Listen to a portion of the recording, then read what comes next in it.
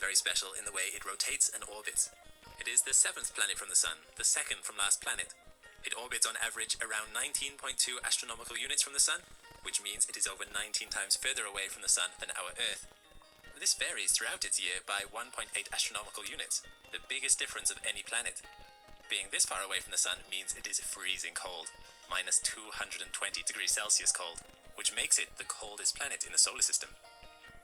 Its year lasts 84 Earth years. When it was first discovered, astronomers attempted to predict its orbit. After some time, though, they realized it hadn't followed their predictions, and concluded that the reason was because there was another planet that had a gravitational influence on it. They mathematically predicted where this planet should be, and as a result, Neptune was discovered. Interestingly, the same theory surrounds this as-yet undiscovered Planet X or Planet 9. Some far-out objects in our solar system are not where they should be, and theory suggests this is because of another planet that has a gravitational influence on them. The hunt is now on to actually find this planet. What's really interesting about Uranus is its rotation. Most planets rotate like a spinning top on the table of the solar system plane. Not Uranus. No, Uranus has fallen over and is rolling instead for large portions of its year. You see, its axial tilt is 97 degrees. This means its seasons are crazy in comparison to the rest of the planets. During its solstice, or the time of year when the Sun is highest or lowest in the sky, one hemisphere of the planet always faces the Sun, while the other is in complete darkness. It kind of looks like the planet is rolling along its orbit. Only a very narrow strip near the center of the equator of the planet experiences day and night during this time, but the Sun does only just rise above the horizon. The poles, on the other hand, get 42 years of continuous darkness, followed by 42 years of daylight. During its equinox, which is the opposite of a solstice, the planet has a more normal day-night cycle. Uranus is currently leaving its equinox, having passed it in 2007, and is now heading back towards a solstice. Uranus rotates once every 17 hours and 14 minutes. Because its surface is not solid, however, some parts of the atmosphere rotate faster than others, and due to high winds, some sections can make a full rotation of the planet in only 14 hours. This strange rotation and axial tilt means it is the only planet in the solar system that gets more energy from the Sun at its poles than at its equator on average. For some reason, though, the equator is hotter than at the poles, and no one really knows why. Speculation also exists as to why Uranus rotates the way it does in the first place, although it is generally accepted the large Earth-sized planet crashed into Uranus, knocking its rotation on its side. How big actually is Uranus? Well, it is the least massive of the gas giants at 14.5 Earths compared to Neptune's 17 Earth masses. Its diameter, though, is just bigger than Neptune's at 50,700 kilometers, about 4 times more than Earth's. Because this mass is spread out over a large area, the gravity on Uranus is only slightly less than on Earth, at 7.8 meters per second squared, or 0.89 Gs. That would feel quite comfortable. And what is it made of? Well, it is believed to have a core just smaller than Earth of rocky silicate material, which is surrounded by a mantle of water, ammonia, and methane ices. Although it's referred to as ices, this mantle is in fact very hot, reaching almost 5,000 degrees Celsius, and is more like a liquid ocean surrounding the core. So, to call Uranus a gas giant is a bit disingenuous. It is certainly not gaseous all the way through. The atmosphere is in fact very insubstantial in comparison, only consisting of a total of 0.5 Earth masses, with most of the mass of Uranus being in this core and mantle. The atmosphere is comprised of mostly helium, hydrogen, and 2.3% methane, and then a cloud layer on top. It's this methane that gives Uranus its aquamarine or cyan color. Very interestingly, some models suggest that pressure at the base of the mantle on Uranus is enough to break the methane molecules apart, which then compresses the carbon atoms from the methane into diamonds. These diamonds rain through the mantle like hailstones. The very base of the mantle could be a layer of liquid diamond or carbon with solid diamond bergs floating in it. We'll fly away from the planet just a little bit now to have a look at its planetary ring system. Uranus, much like the other larger planets in our solar system, has rings. It has 13 very dark and young rings. Most are not bigger than a few kilometers wide, and they are thought to only be 600 million years old, much younger than Uranus. They are comprised of extremely small particles, the biggest being only a few kilometers across, made of water ice and dark radiation-processed organics. Their albedo doesn't exceed 2%, or in other words, they are darker than wet soil. As we'll see shortly, Uranus has a lot of moons, and the rings are thought to be the result of high-impact collisions with some moons in the past. It is unclear why some of the rings are kept so narrow, the usual explanation being that the rings are kept in line by shepherd moons, but this is only the case for one of the rings here. Uranus was discovered to have rings in 1977, when an occultation of a star occurred. The star dimmed a few times on either side of Uranus as Uranus moved in front of it, confirming the presence of rings. Show your mum some love with the best of British produce from M&S. A spacecraft once, and that was in 1986 by Voyager 2. Voyager 2 discovered a lot of the rings and moons of Uranus, giving us close-up shots of the faint ring system. When Voyager flew by, though, this only brought the total of known rings to 11. When Hubble was launched, it also had a look at Uranus, discovering 2 additional rings that had never been seen before. The outermost ring is twice as far away from Uranus as the previously thought outermost ring. And, as promised, here is a look at the many moons. Unusually, the moons are named after figures in English literature. Overall, Uranus has 27 known moons, divided into 3 categories. The 13 inner moons, 5 major moons, and 9 irregular moons. The inner moons are connected with the rings of Uranus, some of which may have provided the ring's materials. The largest of these moons is called Puck, at only 162 kilometers in diameter. It is the only inner moon to be captured in detail by Voyager 2. Interestingly, these inner moons constantly perturb each other, and the system is very unstable. There's a good chance that some of them may collide again in the future. The 5 biggest moons, in order of distance from Uranus, starting on the left, are Miranda, Ariel, Umbriel, Titania, and Oberon. Titania is the largest moon of Uranus and the 8th largest moon in the solar system at 1,600 kilometers. Again, as can be seen, these are very dark objects, Umbriel being the darkest. With the exception of Miranda, which is comprised mainly of water ice, the rest are thought to be a mix of water and rocky materials. These moons may have differentiated interiors, meaning a core of rocky material with a mantle of ice. Between the core and the mantle could well be an ocean layer of liquid water. Interestingly, the axial tilt of the large moons is the same as Uranus, meaning that during solstice, if you were to look at the sun, it would only ever move in a circle in the sky, never setting.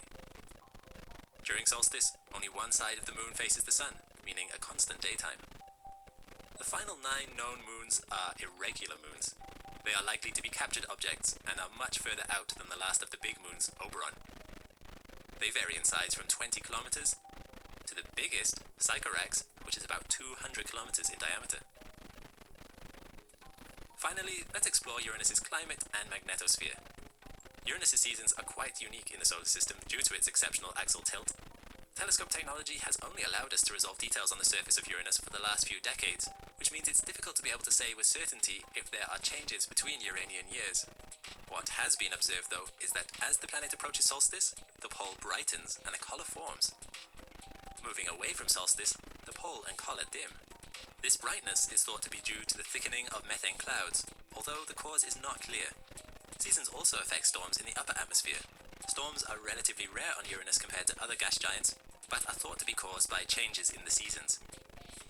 With the improvements in telescope technology, we've also been able to observe bands stretching around the planet, much like the other gas planets. However, these bands are mainly visible in the infrared, which is why Voyager was only able to show us this in visible light. In these infrared images, you can also see small storms dotted all over. And another unique feature of Uranus is its unusual magnetosphere. Usually, magnetospheres originate from the geometric center of the planet, but that's not the case with Uranus. Also, it's not in line with the rotational axis, but is 59 degrees off. This unusual placement means the magnetosphere is much stronger at the North Pole than at the South. One theory for this is the liquid diamond ocean could deflect the magnetosphere, or even that it is not the core of the planet that produces the magnetosphere at all, but rather the liquid mantle.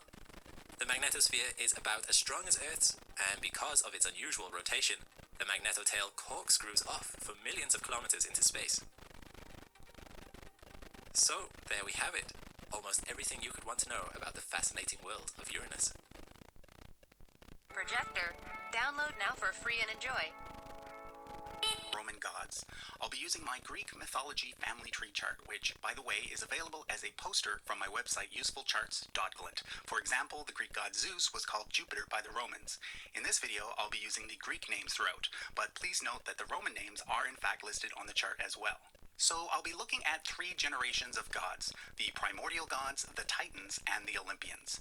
And one other thing I should mention before we begin. There are several different ancient sources that talk about these gods, and sometimes they differ when it comes to who was the parent or child of who. So in some cases I had to make a choice, and therefore you might disagree with that choice. But just remember, we're talking about mythology here, and therefore there's really no such thing as a correct version of events.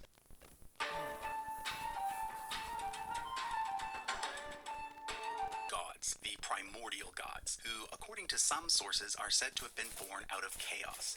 These include Eros Elder, not to be confused with the younger Eros, whom the Romans called Cupid. Then we have Tartarus, the original god of the underworld, Gaia, Mother Earth, the most important of the primordial gods, Erebus, god of darkness, and Nyx, god of night. Now, there are 2 gods here at the top that don't really fit anywhere on the tree, being that they exist beyond space and time.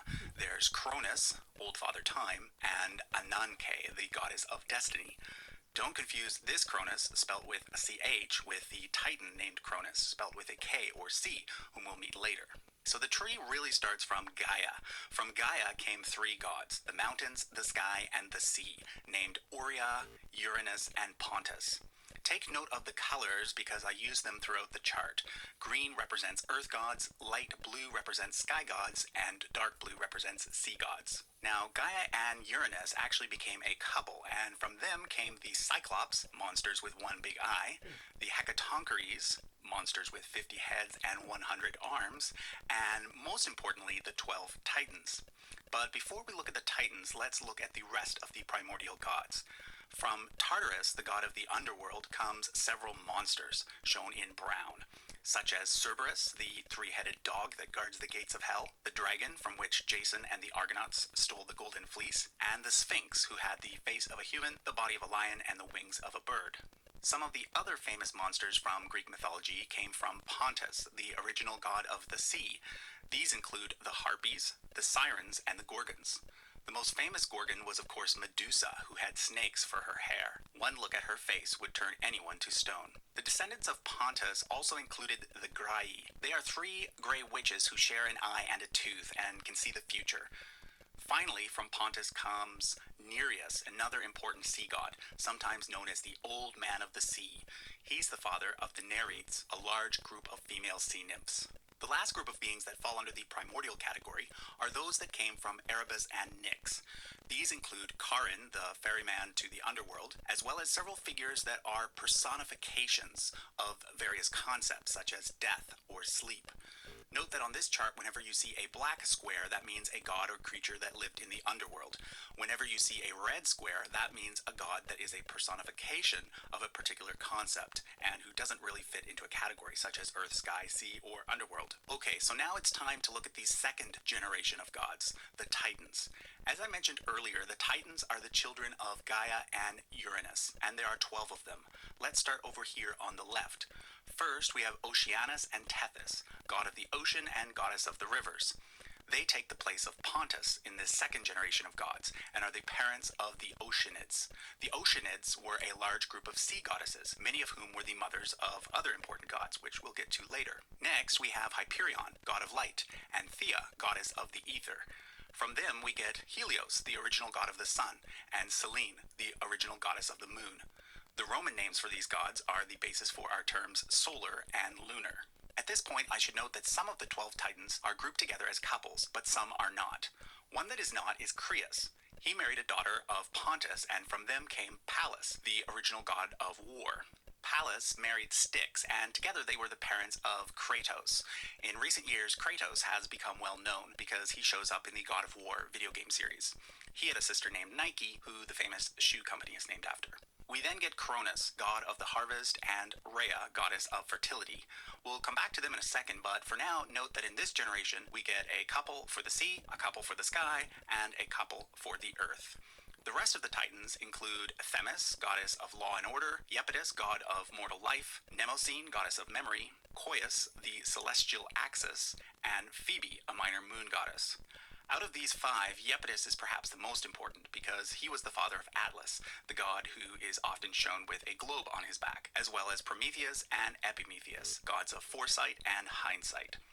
Prometheus is the god who created mankind, and Epimetheus is the god who married the first woman, Pandora. Whenever you see a purple box on this chart, that indicates that that person is either a mortal human or a demigod. A demigod meaning that that person had one parent who was a god and one parent who was a human. Let's go back to Cronus and Rhea. They are shown here in the middle because they are the king and queen of the gods in this second generation. Originally, Uranus and Gaia were the main gods, but according to one Greek myth, they were replaced by Cronus and Rhea because of the following sequence of events. For some reason, Uranus didn't like the Hecatonchires and decided to banish them deep within the earth, which both hurt and angered Gaia. Gaia therefore made a giant sickle and asked the Titans to castrate Uranus. Cronus, who was actually the youngest of the Titans, was the only one brave enough to do so. He was successful, and from the blood of Uranus came the Furies, goddesses of vengeance, as well as several giants, the ash tree nymphs, and, according to some sources, Aphrodite. Because of this act, Cronus and his partner Rhea became the new king and queen of the gods. But foolishly, Cronus decided to banish the Hecatonchires, just like his father had done, and therefore it was prophesied that one of Cronus's sons would eventually defeat him, just like he had defeated his father. Because of this, Cronus was scared of his children and decided to eat each of them as soon as they were born. Cronus and Rhea had 6 children. These children would eventually become the third and final generation of gods, known as the Olympians. The first 5 were all eaten by Cronus, but when the 6th child named Zeus was born, Rhea decided to play a trick on Cronus. She wrapped up a rock and gave it to Cronus instead of the baby. Cronus ate the rock thinking it was Zeus, and therefore Rhea was able to hide Zeus in a safe place until which time he was old enough to launch a war against his father. That war was known as the Battle of the Titans, and as prophesied, Zeus was able to defeat Cronus, thus becoming the third and final king of the gods. He also managed to cut open Cronus's stomach and release his brothers and sisters. He freed the Hecatonchires and instead imprisoned the Titans, making the Hecatonchires their guards. So let's take a closer look at the 6 children of Cronus and Rhea. First, there was Poseidon. Poseidon married one of the Nereids and became the new god of the sea. Demeter took over Cronus's role and became the goddess of the harvest. Zeus, of course, became king of the gods, but was also the new god of the sky, and in particular the god of thunder. He married his sister Hera, who became queen of the gods and was the goddess of women. There was also Hades, who became the new god of the underworld, and Hestia, who became the goddess of the hearth or home. Just like there are 12 main Titans, there are also 12 main Olympians. But because there are only 6 original siblings, some of Zeus's children are also included in order to come up with the number 12. In fact, Hades is not included in the 12, so there are actually 7 of Zeus's children who are considered to be main Olympians, so that we get that perfect number 12. So first there's Athena, goddess of wisdom, from which the city of Athens takes its name. She was the daughter of Zeus with his first wife Metis, one of the Oceanids. Then, with his wife Hera, Zeus had Hephaestus, god of fire, and Ares, god of war. Fourth, we get Aphrodite, the goddess of love and beauty. According to some sources, she's the daughter of Zeus, but according to others, she was born out of the sea when Uranus was castrated. Fifth, there is Hermes, son of Zeus and Maia, who was a daughter of Atlas. Hermes is the messenger of the gods and is the one with the wings on his helmet. He also serves many other roles though, and because of this, he's considered both an earth god and a sky god. Finally, we have Apollo and Artemis, the new god of the sun and goddess of the moon. Their mother was Leto, daughter of Coeus and Phoebe. Apollo was also the god of medicine and the arts, and Artemis was also the goddess of hunting. So those 7, together with the 5 up here, comprise the 12 main Olympian gods. Now, as you've probably noticed, there are a lot of gods on this chart, and I've been skipping over some of the minor ones. But let me take the time to point out a few more before we go. Most of these are considered to be the various children of Zeus by lots of different females, both goddesses and mortal women. So there's Persephone, daughter of Zeus and Demeter. She was kidnapped by Hades and made the queen of the underworld. Then there's Dike, the goddess of justice. She has a blindfold across her eyes, and you can often see statues of her standing in front of courthouses. There's also the Muses, daughters of Zeus and Mnemosyne. They were goddesses who inspired musicians and artists. Then, by mortal women, we have Perseus, after whom Percy Jackson from the Rick Riordan books is named. And, of course, Heracles, perhaps the greatest of all the Greek heroes. Finally, when it comes to the children of Zeus, we cannot forget Dionysus, god of wine, and as such one of the more popular gods in the Greek pantheon. Sometimes he's considered one of the 12 main Olympians in place of Hestia. There are a few more gods I'd like to point out. The first is Eros, known to the Romans as Cupid. He was the son of Ares and Aphrodite, and is usually portrayed as a baby holding a bow and arrow. It is said that whoever he hits with his arrow will fall in love with the next person they see. Aphrodite also had a child with Hermes, aptly named Hermaphrodites, who was neither male or female. And finally, Hermes had a son named Pan, who looks like a fawn and is the god of shepherding, although in other sources he existed long before Zeus himself. So, like I said,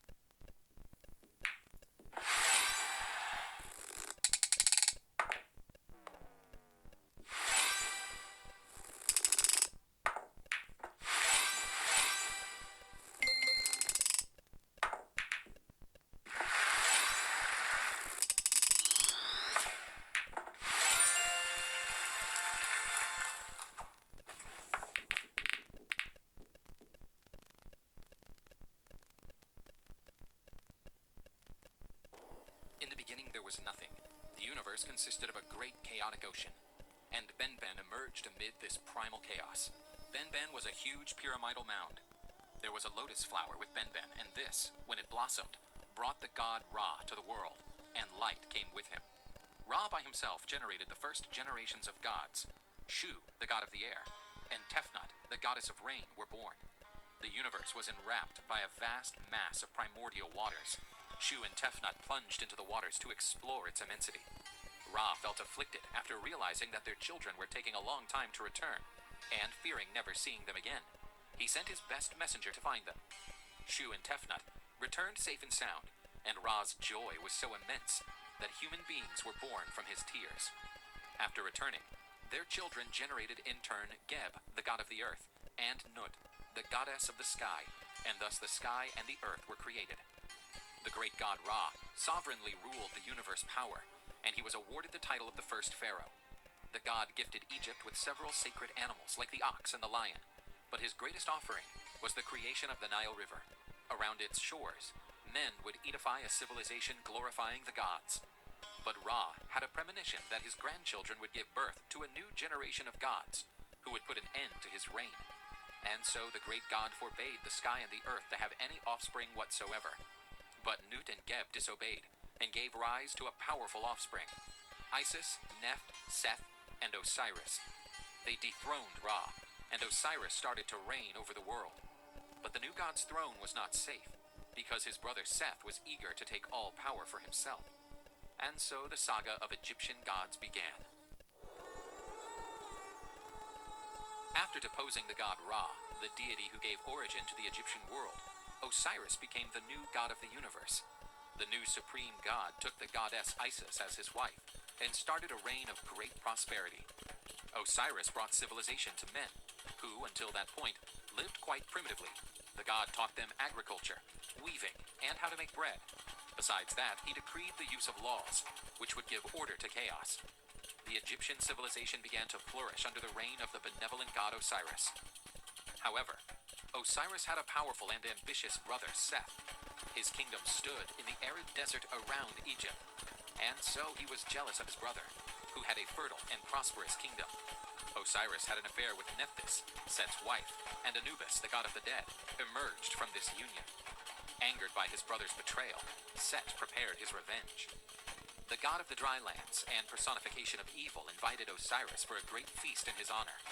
During the feast, Seth gifted the guests with a beautiful coffin and said he would offer it to the one who fit into it perfectly. Osiris decided to try it, and, immediately after settling in, Seth closed the coffin, trapping the god. The evil god threw the coffin into the Nile, drowning the supreme god. Isis wept profoundly after losing her beloved husband, and these tears poured into the Nile River, giving rise to its traditional floods. The goddess and her sister Nephthys looked for Osiris's body, and Isis, after finding it, tried to hide it. but Seth spotted it nonetheless and smashed it into 42 pieces, spreading them throughout Egypt. Isis, with Anubis' help, managed to recover the pieces and, under the guidance of the god of the dead, she mummified Osiris. Using her divine powers, the goddess was able to resurrect her love, but Osiris would now reign over the world of the dead. After coming back to life, Osiris had a son with Isis. His name was Horus, and he swore he would defeat Seth, the usurper of the throne that was his by right. Seth, the god of... As I arrived in Abu Dhabi, it was like the city was expecting me. Hand down the street? Is this your... murdered Osiris, the god who reigned supreme in Egyptian mythology. Set took the throne from his brother for himself and unleashed his reign of terror. Nevertheless, Osiris had generated an heir together with the goddess Isis. His name was Horus. This was a falcon god, whose prophecy said that he would reign over the skies and would bring the light back to Egypt, ending the darkness brought by Set. Horus, already an adult, decided to claim his throne, which had been usurped by his uncle. The contention is judged by the gods, while the court, presided over by the sun god Ra, decided who would be worthy to sit on the throne. A series of clashes between Set and Horus had begun. Set had Ra's sympathy, since the usurper protected the sun god from the serpent Apophis, while the latter crossed the skies. Set proposed a challenge to Horus. Both would have to transform themselves into hippos, and should be submerged for 3 months. Horus relied on his mother, the goddess Isis, to take advantage of Set's vulnerability to kill him. The goddess felt sympathy for Set and could not kill him. This betrayal enraged Horus, who then attacked his mother, cutting off her head. The god Thoth, the deity of knowledge, saved the goddess, replacing the severed head with a cow's head. The clash between Set and Horus continued for many years. When fighting in the desert, Set managed to pluck Horus's eyes. Due to Hathor's help, the goddess of love, Horus had his vision restored. The court of gods demanded a reconciliation between Set and Horus. The evil god, pretending to be benevolent, invited Horus for a feast in his palace. During the night, Set tried to abuse his nephew, making him unworthy to the throne. However, Horus managed to defend himself and prevented the god's poisonous seed. Horus decided to take revenge and, with the help of the goddess Isis, the god placed his divine seed in lettuce leaves, which were then offered to Set by the goddess Isis. The god of barren deserts ate the contaminated lettuce. Poisoned, Set started to deteriorate in front of everyone, and a golden disc emerged in his forehead. Thoth grabbed the bright disc and ingrained it in her own head. Seth had been humiliated, and that was when, after 80 years, the court granted Horus the throne that was his by right. Isis couldn't be more proud to see her son, with Osiris assuming the father's throne. Set's fate was to travel with Ra, the sun god of the skies, and his enraged screams could be heard with thunder. And so, Horus's reign over Egypt began, and all the pharaohs who one day reigned over Egypt were among his descendants. Ra is the sun god in Egyptian mythology. This god is usually depicted as a being with a man's body and a head of a falcon. The sun disk is over his head. He had been one day the greatest of all gods, but time wore him down, and finding himself too old, he decided to relinquish the power and go to the skies. This god is one of the most revered figures in Egyptian mythology. As the sun god, one of his duties was to drive away the darkness, and to accomplish his work, the god crossed the skies on his sunboat, lighting the whole world. But when the twilight came, he and his vessel plunged into the sea waters towards the underworld. There he would have to sail through the dark world and cross the 12 gates, which would be the 12 regions of the netherworld. Ra took an hour to go through each gate. Osiris was in one of them, the lord of the underworld, whom Ra always visited to pay his respects. But before leaving the underworld's darkness, the god was attacked by the terrible snake Apophis. This force of chaos tried to destroy the god's vessel, and each day the serpent seemed closer to accomplish her desire. Apophis once managed to swallow the sunboat, putting an end to the sunlight in the morning, but the serpent failed to hold the god in her stomach and regurgitated him. This event was marked as a solar eclipse. However, destroying Ra's boat became more difficult, since Set, the god of destruction, after losing the dispute of the supreme throne for Horus, had been condemned to navigate with Ra across the skies. He helped the sun god, defending his vessel against the terrible serpent, defeating it several times, making Ra's underworld journey safer. The god Ra was a figure worshipped throughout Egypt, but this god was especially adored in the city of Heliopolis. The god's prestige was so vast that other traditions of Egyptian religions of antiquity merged the gods' depiction along with the greatest figure of their own pantheons. For instance, the supreme gods Amun and Atum were also known as Amun-Ra and Atum-Ra. The god's name was used by many pharaohs. Ramses is a well-known example. His name means son of Ra, or the son of sun, and so the pharaoh would strengthen his divinity before his subjects. Anubis, the god with a jackal head. In mythology connected to life after death. The god is one of the most ancient Egyptian deities, and therefore his role changed as the centuries went by.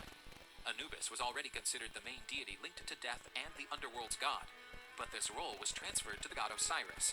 The jackal god was also considered the god of embalming and mummifications. In funeral rites, it was common to see a priest wearing a jackal mask during the mummification process. The god was also considered as the protector of tombs and cemeteries, therefore protecting the bodies of those who went to the underworld. Anubis is the son of the goddess Nephthys, wife of Set. But his son was not born of the union with her husband, since Nephthys had been disguised as the goddess Isis, and so she mingled with Osiris. Set, coming to terms with that act of disloyalty, plotted against Osiris, killing him and scattering his body parts throughout Egypt. After Isis gathered all the parts, Anubis helped the goddess during the god's funeral ritual. So Anubis transformed the body of Osiris into the first mummy. Anubis became the deity that led the spirit of the dead to the underworld, where the dead would be judged by a court presided over by Anubis. The god placed the deceased's heart in Osiris's scale and the feather of truth on the other side. If the heart was heavier than the feather, it indicated that it was full of wickedness. He was then delivered to Ammit, a demonic creature known as the Heart Devourer. If the feather was heavier than the light heart of the soul of the righteous and good, Anubis would take the person to Osiris, and the deceased stepped into life after death. In the period of Greek rule over Egypt, the god Anubis was associated with Hermes, which in Greek mythology is also a deity that led souls to the underworld. This association gave rise to a deity called Hermanubis, which became popular during the period of Roman rule. Anubis is certainly one of the most popular divinities in Egyptian mythology, the god accountable to lead souls to the afterlife.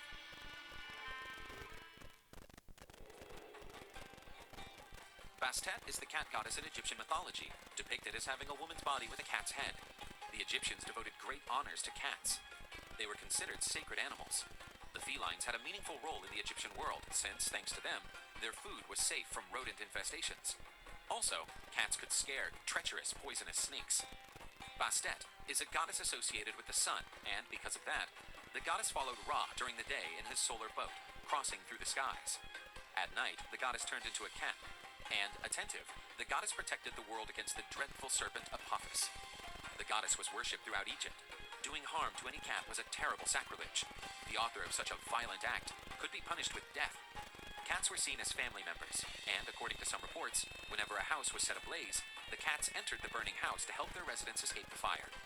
Sometimes, these cats appeared to be dead in the flames, but they returned to life thanks to the goddess Bastet, emphasizing the popular saying of a 9-life cat. For being sacred animals, cats were mummified, and Egypt has cemeteries